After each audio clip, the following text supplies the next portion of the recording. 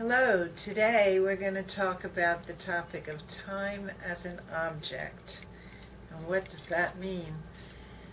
Time as an object means how we experience time in a personified way and experience it as either closing in on us too much in a persecutory way, or experience it as holding and flowing and being friends with us and allowing us to flow with the flow of life. So, and of course there's a big range in between. Experience time as a persecutor, where there's never enough time, or sometimes where you think there's too much time and you don't have enough inside to fill up the time. It can feel persecutory that way too. Or where time is holding us and we feel content and relaxed into ourselves and can feel there's enough time for everything, and then we can relax, feel held by time, comfortable with ours, flowing ourselves and expressing ourselves and thinking our thoughts and feelings. There's a whole range between the persecutory side and the holding side of time. But we do project personas from within us related to those we internalized early in life, either our parents' personalities or also just experiences we've had which make time to impinging on us, intrusive on us, as opposed to when we feel held and comfortable and have enough time to breathe and to think and to feel. Then we have a different experience of time and may create a persona of time as being gentle and soothing.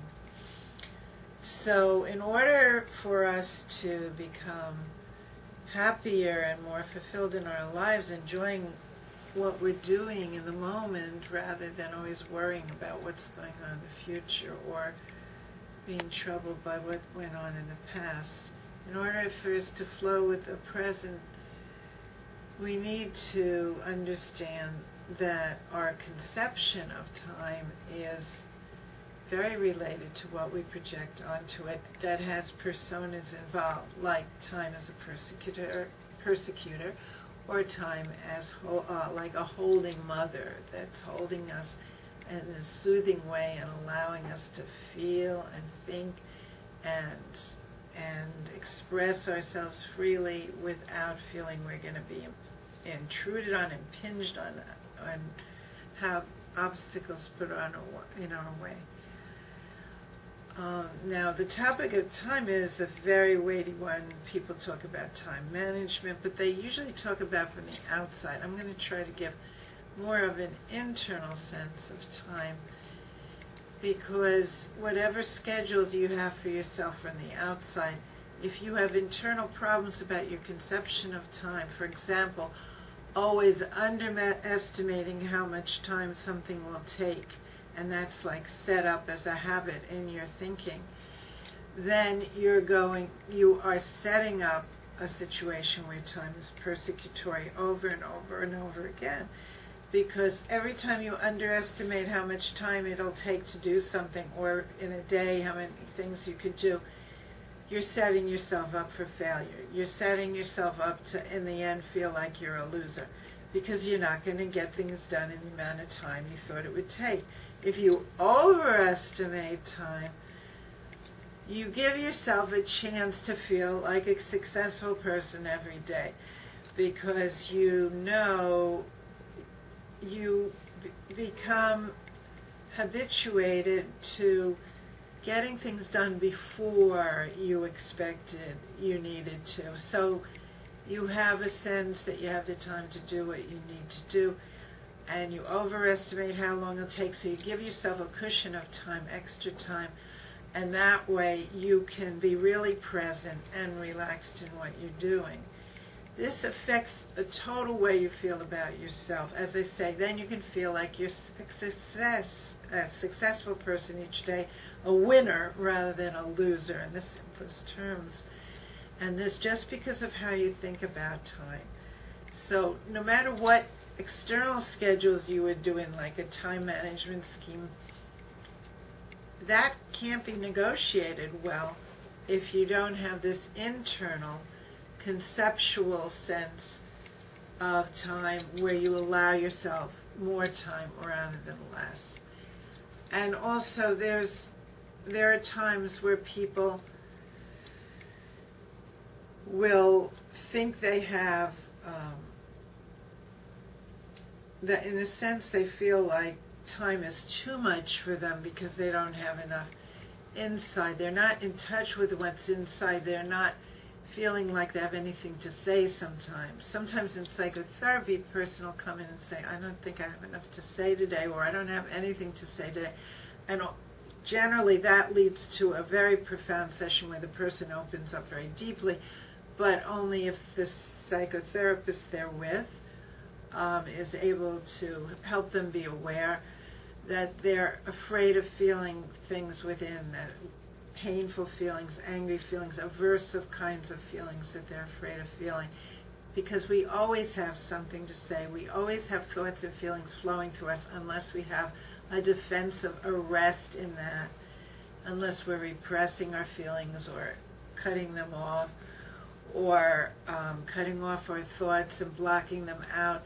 That's what building those psychological walls against thoughts and feelings, that's what makes arrest time and arrest experience. And then we might feel like we have nothing to say. But people always have thoughts and feelings flowing if they're in a natural organic state.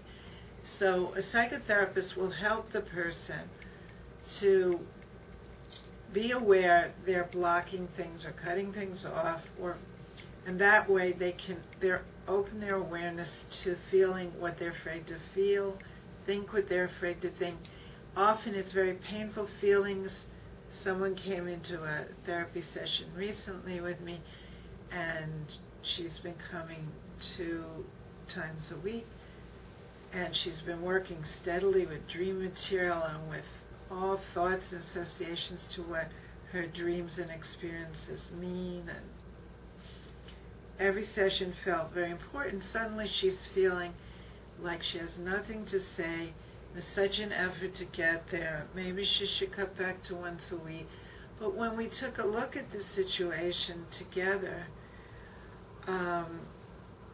we realized that she was blocking pain, and that once she opened to that, there were all kinds of insights that she had in this session. It was one of the more profound sessions. She said, it was so ironic at the end of the session that she came in thinking there was nothing to say, and all of this profound material came out about her things in her family, the agonies of how her parents treated her brother, and then her brother repeated this with his son, and he committed suicide. I mean, real agonies that went on, and she was getting in touch with this because I made her aware that she was blocking feelings.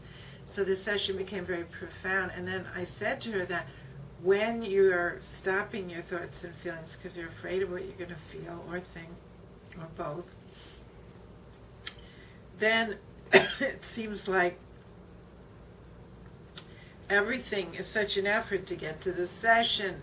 Everything external seems so much more difficult when the internal isn't flowing.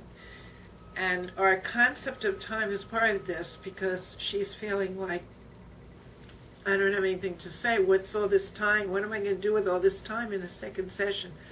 When she opened her feelings, she began to say all kinds of things that were so meaningful to her and helped her realize that there are certain agonies that were making her afraid to open to life at that point, to being with who she was with at that moment, myself, and with her inner self, and understanding, being in connection with her husband and her children. It was all affected by the sense that she had nothing to say, so there's all this time in front of her, and why is she wasting coming to a therapy session?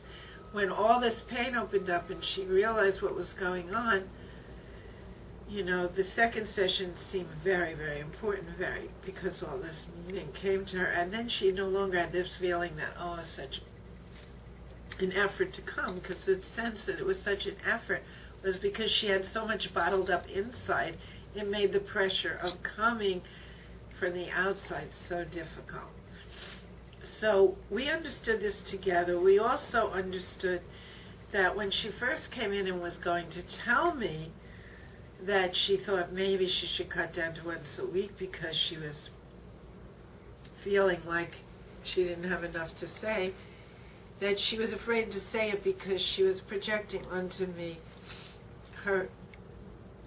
she was fantasizing that I would look disappointed and I would look like I was judging this and feeling that she was letting me down, disappointed. This was a parental image she was projecting onto me.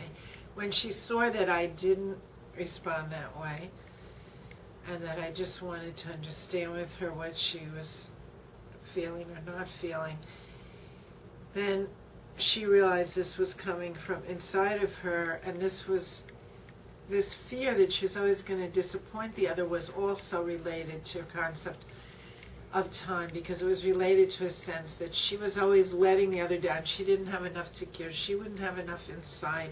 She wouldn't be able to perform. She wouldn't be able to produce.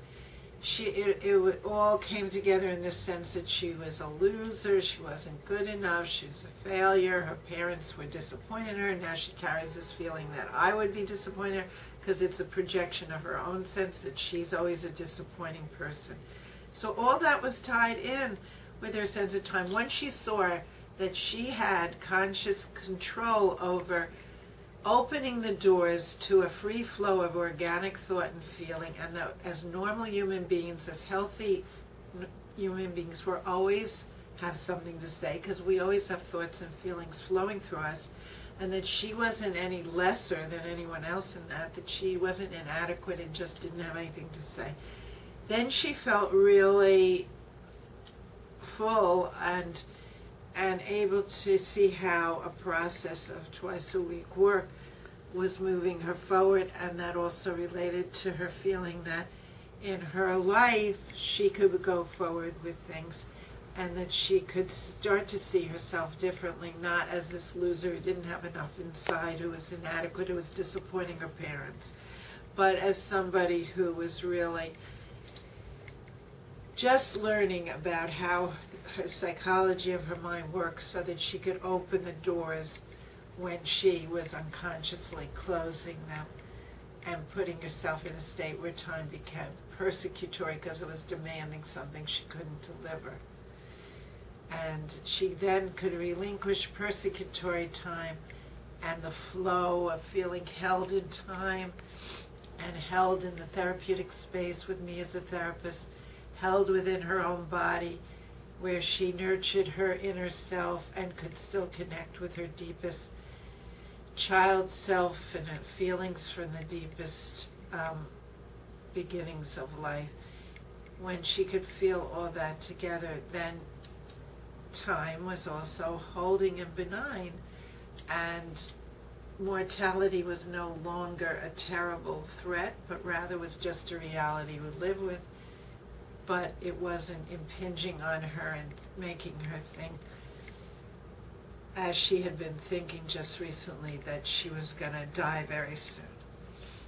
Then she realized that thought was a symptom of time closing in on her and seeing it as persecutory. And she could go back to a normal sense of mortality, balanced by a sense that she could be in the moment, have a sense of that infinite flow of things that we continue to think and feel all the time, and therefore that there's a certain immortality within us, a sense of the eternal now that philosophers have talked about. And that's our topic for today on time as an object.